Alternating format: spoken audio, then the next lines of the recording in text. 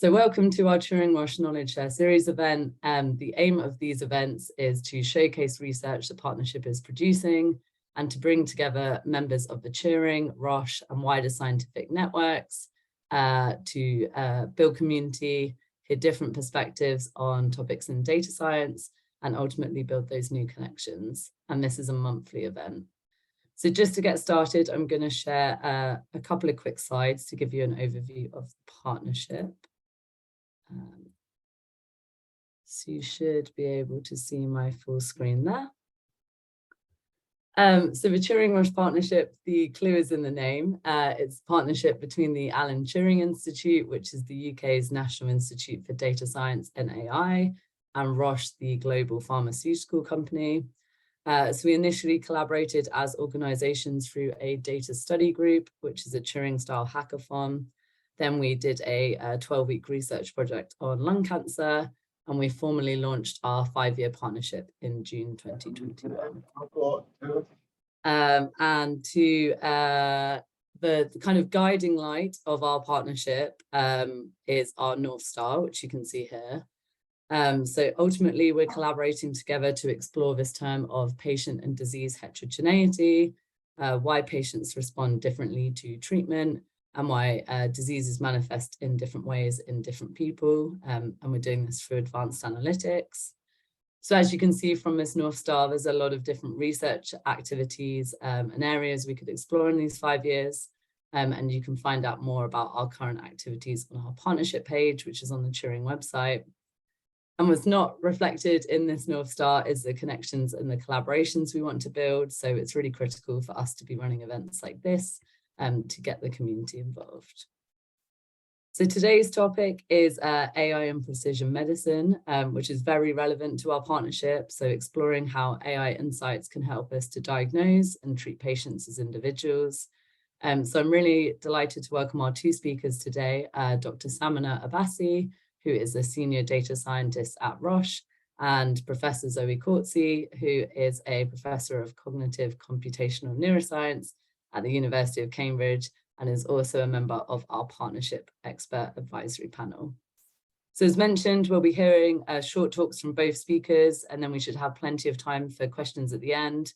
So feel free to ask specific questions for both speakers, or kind of questions, that they can individually answer as well. So with that, I will stop sharing, and Samaneh, if you would like to share your screen.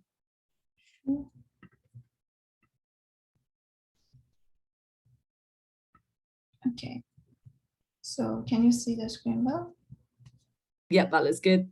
Okay, hi everyone. Thanks, Vicky, for the introduction. As Vicky said, my name is Samaneh Abbasi, and I'm a senior data scientist at Roche.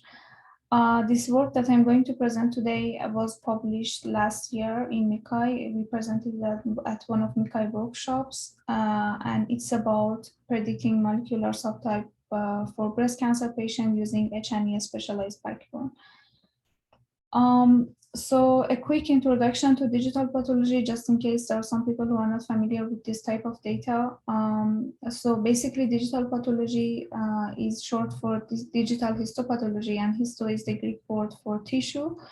And it's basically thin slices of organ or animal that is removed from the host to be examined. And traditionally, this process was fully manual. So the tissue was prepared, and then pathologists, they would look at it in a lab under the microscope, and then they would make the diagnosis. But nowadays, this process is digitized. So after tissue preparation, fixation, and staining, the slides are scanned, and then they are ready to be processed. And basically, automatic diagnosis will be done on them, of course, with having pathologists in the loop.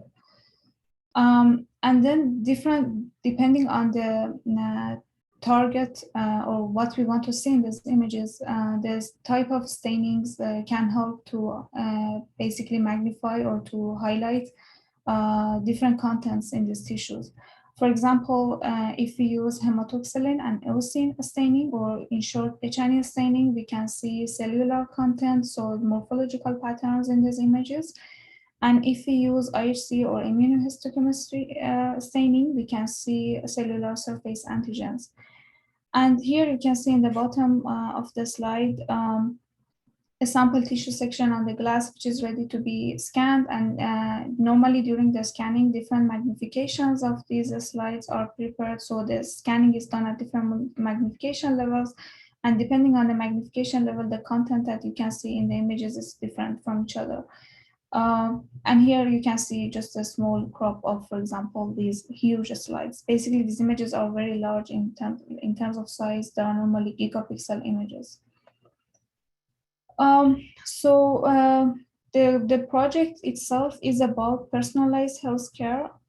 We would like to basically identify patients, early breast cancer patients who are having a higher risk of relapse when they are having certain treatments.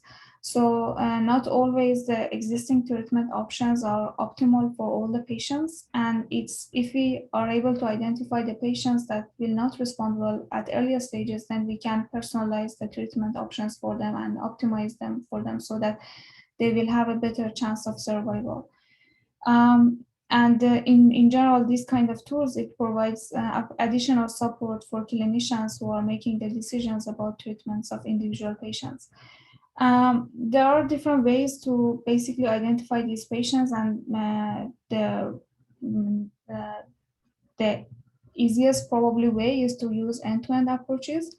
Regardless of the input data, we have either H&E slides, digital pathology, clinical imaging, or any other types of data as the input, and we can use them for direct patient survival prediction. But normally these approaches are very hard to interpret and they are less accurate, and it's very hard to explain where exactly or what exactly these kind of models are learning.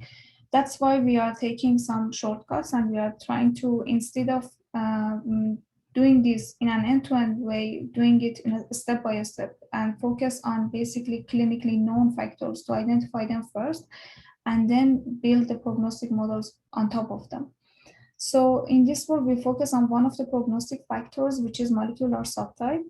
And molecular subtype refers to basically the gene, is identified based on the genes that the cancer cells have, and depending on these genes, they behave differently.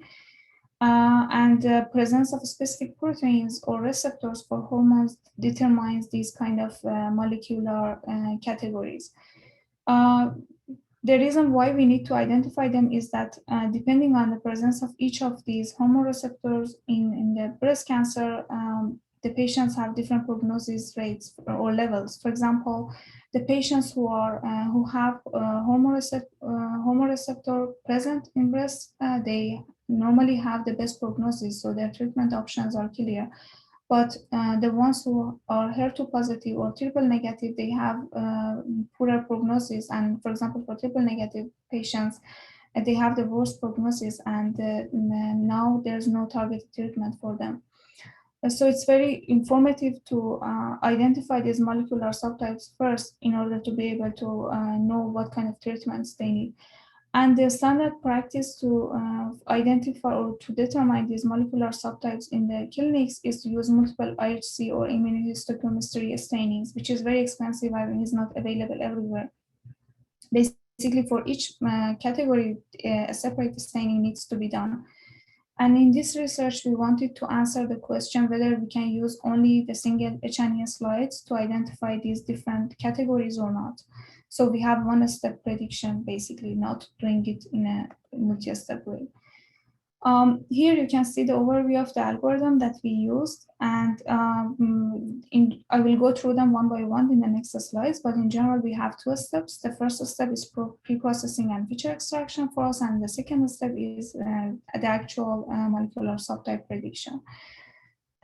So for the first step, these slides, as we said before, they are very huge and we cannot use them all at once. Also, they are normally very noisy. There's a lot of artifacts in them. Sometimes during the scanning, some regions are blurred, or we have pen markers that pathologists put on the slides. So we need to identify these kind of artifacts and noises and exclude them. Also, in addition to that, not all the regions in the images are informative for us. So we only would like to focus on the regions that contain tumor cells, and we don't want to use healthy tissue sections. That's why we also have a tumor detection model that identifies the tumor regions. And after applying this QC and the tumor detection, we are able to identify good regions that we can use for processing. But still, these regions are very huge and we cannot process it all at once. That's why we need to convert these huge images into sets of tiles or patches.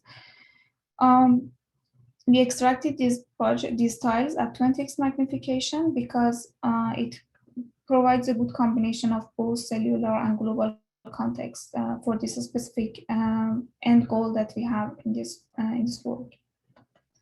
So the next step after extracting the tiles is to extract the features, and the way we do it is that since we have huge sets of tiles, using all of them at once in an end-to-end training is very expensive and not efficient.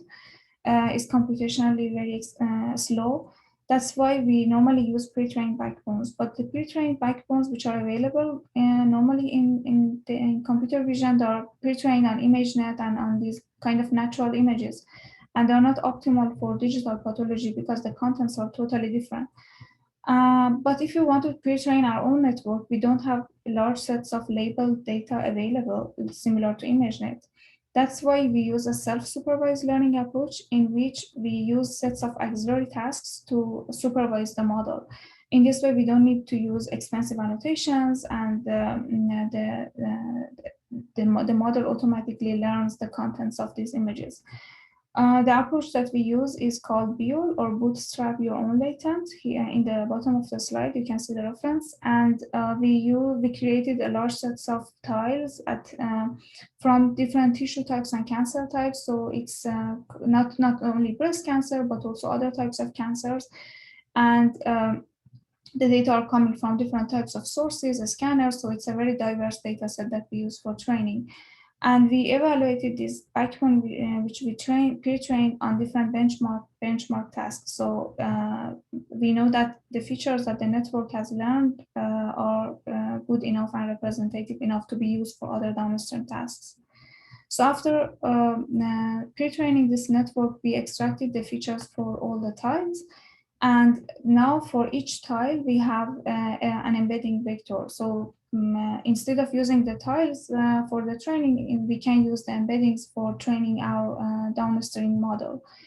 And for the downstream model, we use an attention-based MOL architecture.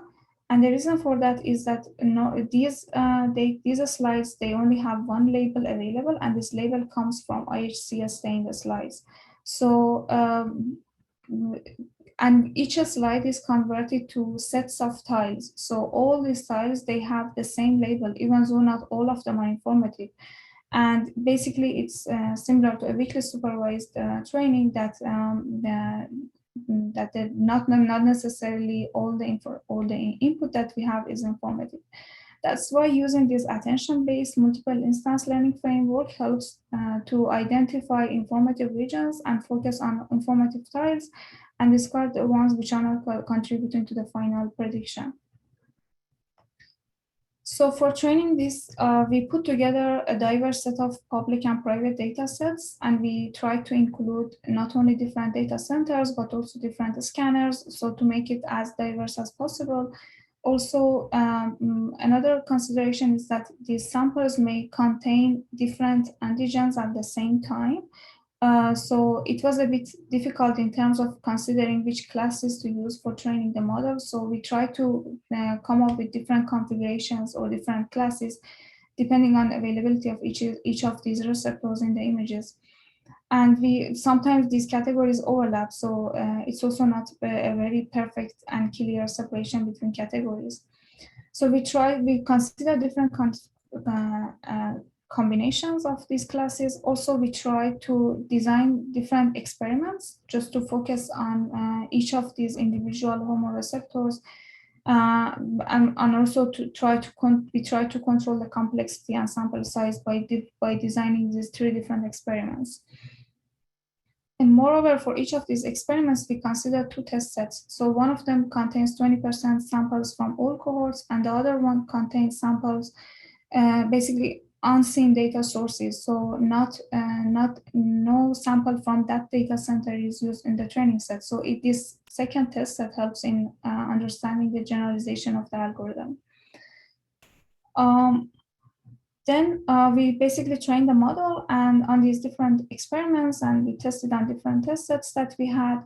And unfortunately, there's not enough time to go through the results, but in general, if I want to summarize the results, we compared our backbone, a specialized backbone, with the ImageNet one, and our network, our backbone works well compared to ImageNet. Also, it works much better in terms of generalization to unseen data. And especially for example, for test 2 that contains these unseen samples, the network, which is pre-trained on DP, works better on these cases. And comparing to the state-of-the-art techniques, also the results are comparable, even though it's not a fair or direct one-to-one comparison, because there's not a single benchmark data set available, and the experiments are slightly different from each other, so it's not easy to compare always with the literature.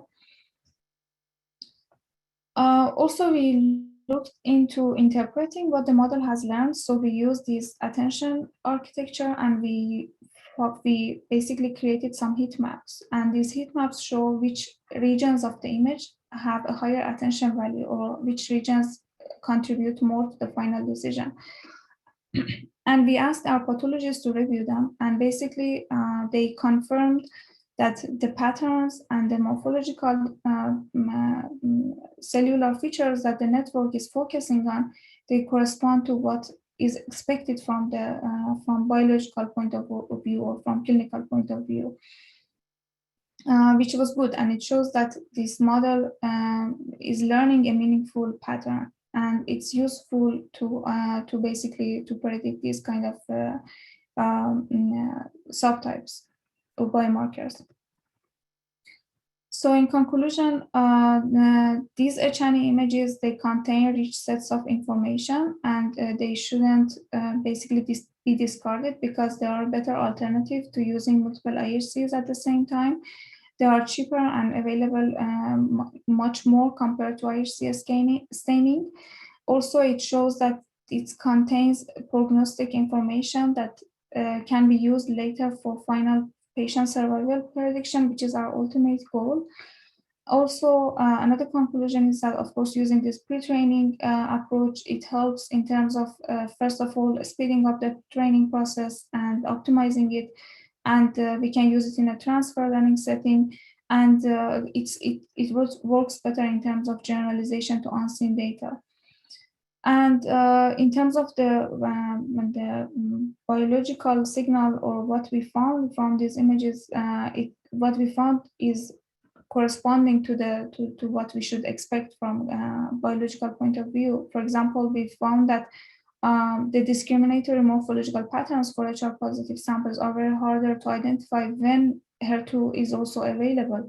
And according to the literature, we know that HER2 overexpression is a dominant transformation in the tumor. So basically, that was also confirmed by what we observed in our experiments. And the next steps include combining this risk factor with other risk factors, such as tumor grade or lymph node status or tumor stage, and using all of them together to have the final patient survival prediction.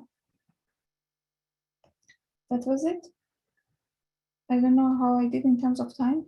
Oh, perfect timing. Thank you so much, Samaneh. That was great. So if you can stop sharing your screen, and then we will hand over to Zoe, and then we will have a Q&A session after that. So I can see a few questions have come in, so feel free to keep popping them in the Slido. Zoe, that looks good. Yeah, perfect. Oh, it was on full screen. Now it's gone off. Yep. Now it's back. Yeah. Okay, great. Perfect. Okay, super. Thank you. Yeah, great. Thank you, Vicky. Thank you for inviting me. It's great to talk to you about a little bit about our work. A bit of kind of a shift of context here from the really interesting talk we just heard. So the topic I wanted to introduce you today is AI for better brain and mental health. And so why would we be thinking about the global challenge of brain diseases?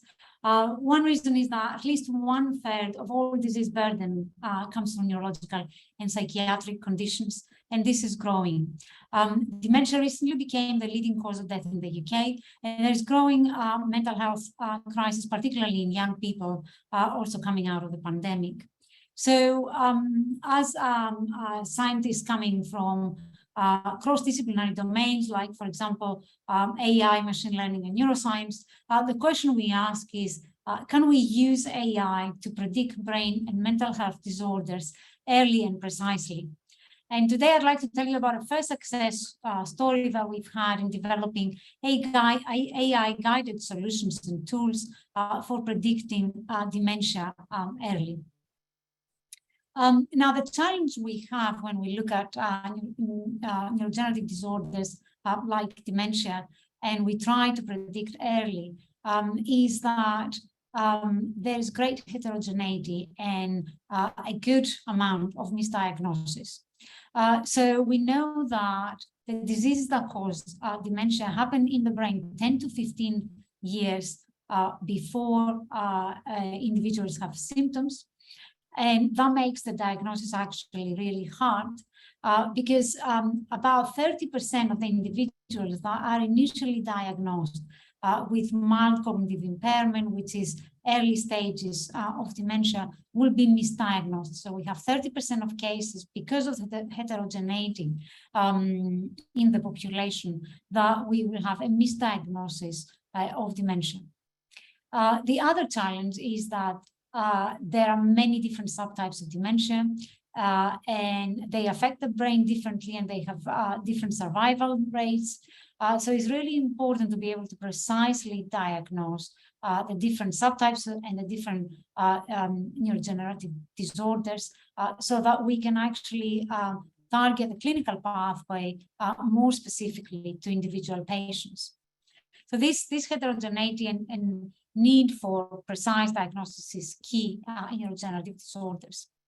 Another challenge that we have is that when we try to predict early, we don't have strongly predictive markers. So dementia is a continuum from health to disease. And although we might have already ongoing changes that are happening in the brain, we don't have tools that are sensitive enough to detect them early. And what you see here in these curves is that as we progress in the disease, we can have clinical tests that allow us to diagnose dementia, but then it's too late to intervene. Earlier on, we have more invasive measures, like, for example, PET scans that are radioactive. They allow us to measure amyloid accumulation or tau accumulation in the brain, which are strong markers of disease, but these methods are quite invasive. So our aim is really to build AI models that can harness the power of data across different types of modalities and allow us to shift the diagnosis as early as possible, hopefully even before symptoms occur, so we can intervene, but at the same time be able to make the diagnosis very precise and very much specific to dementia subtypes. Now, the question I'm always asked is, well, why diagnose early? Currently, we don't have disease-modifying treatments for Alzheimer's disease, for example, although there is progress and hope for new drug discovery. But the reasons we need to diagnose early is, first, it will allow us to understand the disease processes better because we can see them as they develop over time. Second, it allows for more precise patient stratification. If we start early, we can look at our very early stages and identify subtypes. But also it allows us to intervene. We know that 40% of dementias can be avoided based on changes in lifestyle factors. So this is really huge difference that we can make if we can detect before it's too late. And potentially symptoms might never occur if we can change lifestyle factors early. And finally, we can design more personalized treatments if we can diagnose early. So our vision is really to develop AI-guided tools that they are biologically informed, so they have high clinical utility. They are interpretable, so that we can have better mechanistic understanding of the disease and be able to develop drug targets that will allow us to tackle the global challenge of dementia. And finally, we need to be able to develop interoperable AI tools so that we can look at solutions that generalize across different populations, because dementia is really a global challenge. So today I wanted to show you an example of the model framework that we built. We built models that rely on machine learning algorithms that can take into account and can learn from different data types. And the basic classification that typically these models will do is they will compare healthy individuals versus patients. But actually, in thinking in more in the space of precision medicine and of early prediction, we are interested at much finer classification. So, for example, we are interested looking at patients at the early stages of disease when they are diagnosed as mild cognitive impairment patients, and separating them into stable versus progressive patients that potentially will remain stable. Maybe they have other comorbidities, but don't have dementia pathologies, versus patients that they will decline, they will progress towards Alzheimer's, for example, or any other dementia subtype. And we built models to make these fine classifications by looking at different types of data that contain different information. We look at brain scans, we look at genetics, we look at biomarkers as amyloid and tau, and we look at different cognitive and clinical tests. Now, these models follow the following framework. First, we look at features and extracting features that they are biologically relevant, that we know that in terms of the disease and the brain degeneration, they make sense. Then we build frameworks that allow us to classify individuals in these very kind of fine categories of stable versus progressive. For example, here we use machine learning algorithms coming from metric learning. And finally, we are very much interested not just in the binary classification space, but we are interested in being able to predict trajectories. So to be able to model how individuals will develop over time and potentially decline or not. So we have built a framework that has these components, and I'll take you a little bit through our results so far. So what you see is, for example, from brain scans, by using simple models like PLS regression, we can extract regions of the brain where we see that gray matter density relates strongly to memory decline, which is one of the key symptoms for dementia. Then we take these brain features and we combine them with other data, for example, biomarkers and genetic data, and we give them to a metric learning framework that effectively learns to separate two classes initially, and then it can allow us to check the distance from a stable prototype for each new patient. And that's what you see here. So, for example, here you see the classification coming out from this multimodal modeling approach.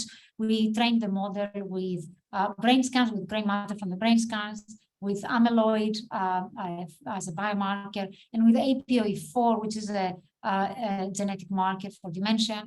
And the model actually performs at 88% sensitivity and specificity, making a very refined judgment in looking which are the mild cognitive impairment patients that will remain stable versus progress. And then through a scalar projection method, we can now extract whether a new patient, information about a new patient, how far they are from the prototype of stable, and how quickly they move away. And by doing this, we extract a prognostic index, which is multimodal. It has come from the AI algorithm, combining all the information from different markers. Now we take this score, which is really a new kind of biomarker effectively, and we want to understand its validity. And so what you see here is that we take this prognostic score from the model, and you can see that it relates strongly to memory change, and also it relates to beta amyloid, it relates to gray matter atrophy, and it splits also APOE positive and negative groups nicely, which means that this index that we extracted from, we derived from our AI approach actually has biological and clinical utility. It relates to symptomatology, but also it relates to pathology. Now, once we have trained the model, the question is really how does the model perform in test data? And what the model allows us to do is it will give us for every test patient this multimodal prognostic score. Then we can look at where its new patient might fall based on this score. And the model can tell us whether a new patient will be stable, they remain close to the stable prototype, or they move away slowly or fast, and therefore they are progressing. And that's what you see here plotted. This is the data from different patients that we looked at, different cohorts actually. And what you see is then I open the labels. You see the patients that they were diagnosed as Alzheimer's, the model places them in the slowly and rapidly progressive category.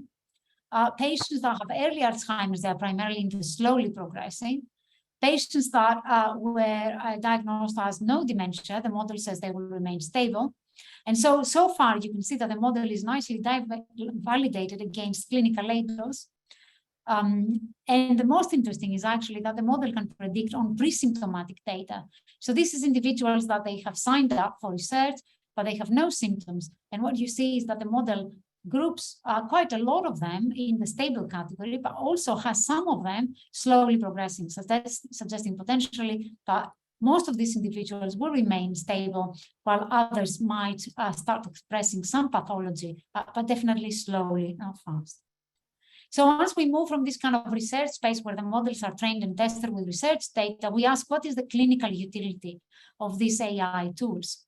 And here I'll show you some examples of the utility of these tools in patient stratification, both for the clinical pathway within healthcare systems, but also within clinical trials. So this data, which looks, this graph that looks like what I showed you before done on research data, actually this is data from the memory clinic at Addenbrooke's. So this is real patient data. This is patients that come to the GP, come to the memory clinic with symptoms. They're not volunteers to research, but they give consent for their data to be used in research. And what you see here is we trained the model. We have trained the model already on research data, and now we test it. And the model gives us for each patient from the memory clinic the prognostic index. And now we ask our clinicians to show us the clinical labels. And when we open the labels, we see that patients that the model has identified as slowly or rapidly progressive is patients that have been already diagnosed as Alzheimer's. Patients that have been diagnosed as having functional or memory symptoms, but mainly related to attention rather than to dementia pathology. The model says they are stable because they don't have dementia pathology. The model says most of the non-Alzheimer's clinically diagnosed patients are also stable. Patients with mild cognitive impairment are placed by the model between stable and slowly progressing. And finally, patients that are diagnosed as having cognitive disorders, the model says they are stable. So you can see here how really applying a model that's been trained on research data into clinical data can have great utility. It has the potential to change the clinical pathway because we can separate with great precision individuals into stable versus slowly or rapidly progressive, and we can allocate NHS resources where it really matters. While stable and slowly progressive people can go back to the community with follow-ups, rapidly progressive people is where we need to be really targeting all our interventions and potentially new drug targets.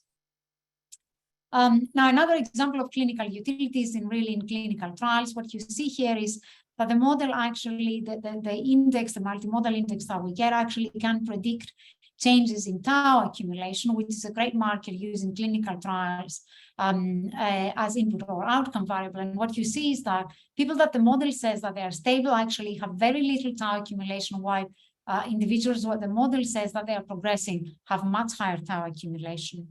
And what we have shown is actually that in clinical trials, we can reduce 30% the sample size needed to see a change in tau when we classify the patients based on the multimodal AI-derived score versus on another market, like, for example, beta amyloid.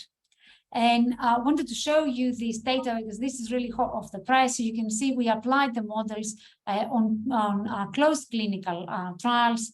And what you see here is when we first look at the data, amyloid data versus gray matter data from patients that have volunteered into a clinical trial, and we try to split it based on genetics, we simply have a cloud. So we cannot really stratify patients by looking at either of these dimensions. However, when we give this data to the model and we ask the model to give us the prognostic score, the AI-derived score, then what you see is that we can now split with high precision, and of course, you know, the important thing is what happens at the boundaries. We can split with high precision patients that go into clinical trials between rapidly and slowly progressive. And so this gives us a better tool to stratify patients for clinical trials and then ask the question on which sample actually drugs might have an effect. So just briefly to summarize, not take more of your time and listen to all your questions. I hope I've given you an idea of how we can take AI tools and really use them in clinical practice for doctors and clinicians to assign the right patients at the right time to the right clinical pathway, but also at the same time while improving patient well-being and healthcare and saving costs for healthcare systems. We can also apply these tools into clinical trials to enhance their efficacy and potential pave the way to new drug discovery. So just a closing remark, I also wanted to talk to you about going into even a more exciting territory, which is what EDoN is trying to do. EDoN stands for Early Detection of Neurodegenerative Disorders. This is a newly established initiative funded by the Gates Foundation and Alzheimer's Research UK. And what EDoN aims to do is move much earlier, before symptoms occur, and make predictions about individuals and their health and brain health trajectories based on completely non-invasive data. So while currently we try to diagnose based on brain scans, lumbar punctures, and clinical data, what EDoN aims to do is develop a toolkit where we can make predictions reliably very early on, simply by data coming from mobile technologies. So by physiological data collected, for example, on a Fitbit, cognitive data collected passively or actively on a phone, and potentially an EEG headband that records brain physiology during wakefulness and sleep. And the approach we're taking in EDoN is really integrating all of this data from a multimodal toolkit into machine learning models that will allow us to refine the selection of the toolkit and be able to move into this space of early prediction of health trajectories when there are no symptoms, with potential to intervene early on through lifestyle factors and improve both the well-being of individuals, but also support clinical trials and healthcare systems. So I'd like to close here and thank everybody who's contributing to this work. This is not just a single person's work by far, it's a huge team, very cross-disciplinary team. And also thank the Alan Turing Institute for supporting this work and all our funders and colleagues. Thank you. Thank you so much, Zoe. That was great. I hope everyone really enjoyed those talks. I think quite different topics, but kind of shows the theme of how kind of precision medicine is working these days, and with those kind of specific examples. There is a Slido link in the chat where you can ask some questions, or you can also raise your virtual Zoom hand and ask your question live. You started on the first question. So are there any challenges in the variability and the outcome label adding noise, i.e. different pathologists may diagnose the same patient to different groups? So in general, this is a very typical problem in digital pathology, but specifically for this project, we didn't have that much we didn't have this issue much because the labels were directly coming from IHC stain slides. And for example, for HER2 labels, there are different scores from 0 to 3+, and we tried to basically remove all the samples with labels with the scores of 0 to up to 2. So we only took the ones that have a very high score, and we tried to basically reduce the noise as much as possible. So because the labels were coming from mainly IHC stained slides, we had less variability in terms of labels. But I know that it's very common, for example, for tumor grade prediction, we had this issue, and it was very hard to basically get the agreement from pathologists. But in general, if the signal is strong, even if the label is noisy, still the networks are able to pick up some good signals from the images. Great, thank you. And the next one for Zoe, how black box is your model, or is it easy to understand where a prediction for a patient comes from? Great, thank you. Yeah. So actually, these models are very interpretable. One of the things that we really want to succeed is interpretability. We always go back and look at the features that the models have extracted and relate them to biology. And actually, we believe that this really helps the translation to clinical data and helps with generalization, because the research data and the clinical data, of course, can vary a lot. There is more heterogeneity on clinical data, for example, than research data. But by ensuring that the features that the models are using to make their decisions are actually biologically relevant, we have a really strong bridge between research and clinical data. So we always work in the space of constructing the models based on how much data we have to kind of titrate the complexity. But even for much more complex models than what I showed you today, we always go back and look at the features to see exactly what information is extracted. So yeah, we really kind of pay attention to interpretability because we believe that it's the first step also to interoperability. Great, thank you. Samaneh, what steps would you take to encourage pathologists to take up and accept the results of these algorithms with confidence? So definitely, I recommend using these heat maps that tries to basically visually and qualitatively show what the networks are focusing on. But also another thing that I think helps in increasing confidence in these models is to trying and testing these models on independent holdout sets that the networks haven't seen before, because it kind of pressure tests the networks and we can see whether these methods are generalizable or not. I think these are like the two popular approaches that helps in increasing the confidence. Yeah, that's great. And I think, Zoe, kind of a similar question for you. One came in around kind of how do clinicians respond to AI and the decision-making? Was the research kind of co-developed? And if so, how did kind of clinicians shape the direction of the research? So I don't know if you also want to kind of expand that and talk about, yeah, the confidence of kind of clinicians using this kind of AI. Yeah, that's a great question, and it's really important to be able to take clinicians on board, raising awareness about what actually AI can do when it's appropriately validated. It's really important because at the end of the day, we really want clinicians to be able to adopt this. So we work very closely with clinicians and medical staff, and we do workshops to explain really what this means in terms of our research, to understand their needs, to understand more about the patient populations that they see. And so this has been really eye-opening for us because that means it really shapes our research. It shapes the objectives that we want to target with our modeling approach. And it also helps us understand a lot how real data works. because there's no point in building the models without actually knowing what's needed in clinical practice.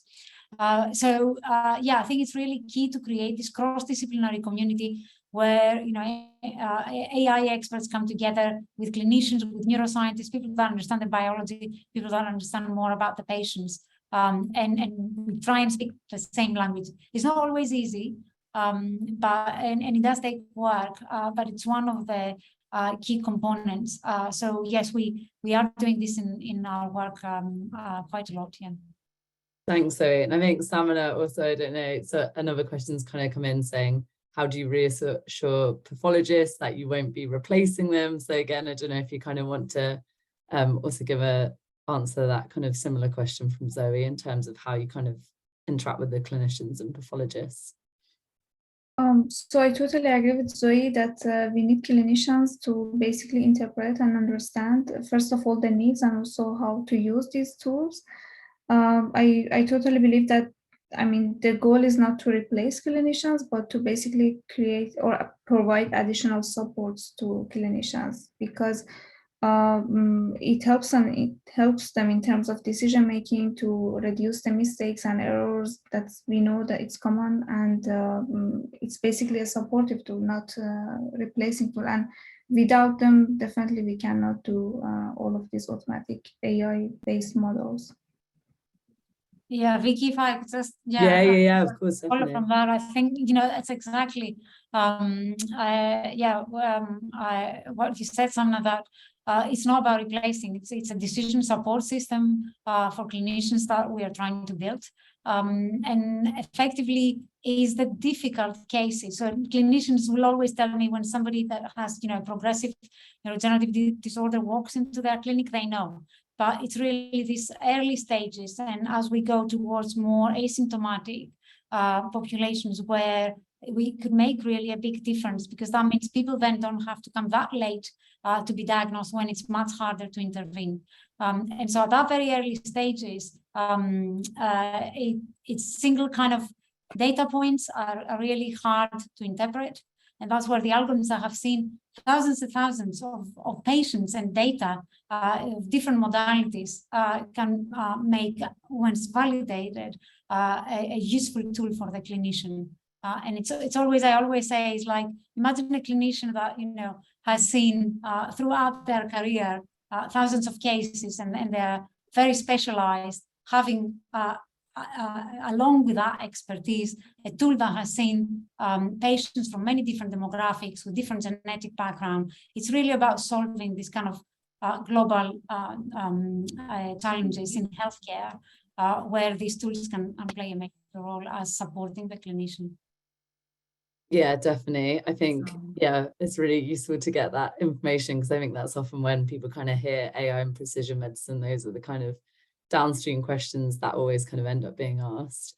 Kind of going back to some more specific questions for both of you. So Zoe, apart from prognosis, can AI tell us about dementia subtype, as in different subtypes may be treated differently? Yes, that's also a very good question. So this is something that we are definitely striving to do with the models, to move from early detection to subtyping, precise subtyping. This is really important. The difficulty there sometimes is how much data we have. So, for example, Alzheimer's disease is quite prevalent, at least in the Western Hemisphere, and we have larger scale data. When we start looking at other subtypes of dementia, we might have smaller scale data. That means we need quite a lot of work on harmonizing data, potentially across different research cohorts or different clinical data. And we need to be building algorithms kind of adjusted, titrated in their complexity to be able to match smaller scale data. But this is definitely something that is now moving as the importance of open access data is becoming clear to everybody, and how much really we can do with these models. So this is really the next step. And even more interestingly, that this, I think, once we start building precision models for subtyping, the more interesting thing could be we might identify subtypes that we don't know about. So we might see the models pulling out, for example, cluster trajectories of individuals that don't quite match one subtype or another. And that's where I think the true kind of value of models comes in precision medicine. We start almost building this kind of personalized systems that allow us to see the individual, how they potentially fall between clinical labels, between categories. And that's where we really, our treatment pathway can become more personalized once we have the more kind of, if you want, personalized diagnosis. So that is really a very exciting area to work on. Yeah, that sounds great, Zoe. Samaneh, I don't know if you want to kind of comment on that kind of treatment pathway thing for your work as well, in terms of. Yeah, I totally agree, and especially I like the idea of Zoe that we may even find new patterns or new biomarkers because not everyone and not all the pathologists are aware of all possible combinations and patterns for the patients. So definitely, I think it's a new era for identifying new biomarkers. That definitely helps at the end patient's journey because we want to have the best experience for patients. Yeah, that's great. Thank you. I think as well, Samaneh, I think this question is for you. So how did you account for class imbalance between the 5 classes? So we tried the common approaches, for example, using weighted loss, augmentation, just to try to balance the classes as much as possible. Great, thank you. I think maybe just one more question and then I'll ensure we end on time, as I know Zoe has another meeting to go to. I think there was one, yeah, kind of the diversity of geography and kind of demographics and patient data. I don't know if you both want to kind of talk on that for both of your examples. Maybe Zoe first. Yeah, sure. Yeah, this is really important. Yeah, so when we built our models, we really depend on the data. But the problems we're dealing with in healthcare are really global problems. So if we built a model that will be, kind of good enough for subpopulations of the UK, that's still a challenge, but not the bigger challenge that we need to be addressing. So this is a big drive now to be able to have open data from across the globe and really try and understand the differences in the data and the demographics, but then how do we harmonize this data so we can build algorithms that actually can harness this variability and this diversity? It's a huge, real challenge. But we have to do this. We have to put all that kind of energy and resources towards it because these are really global challenges that need these global solutions. And then really implementing this into different healthcare systems is the next challenge. How do we bring kind of all of that digital technology into healthcare while at the same time we are ensuring that we have data safety within healthcare systems. So a few really strong challenges when we start kind of implementing these tools for real kind of use in clinical settings. Okay, and then Sam, I don't know if you just want to comment on that quickly as well. Very similar. I mean, we also are very much limited by the data which is available. So we try as much as possible to gather as much diverse as possible, the data from different data sources and put together. But normally, for example, for quick proof of concepts, we just use whatever data we have at hand. But for example, we have other projects that now they are closer to basically regulatory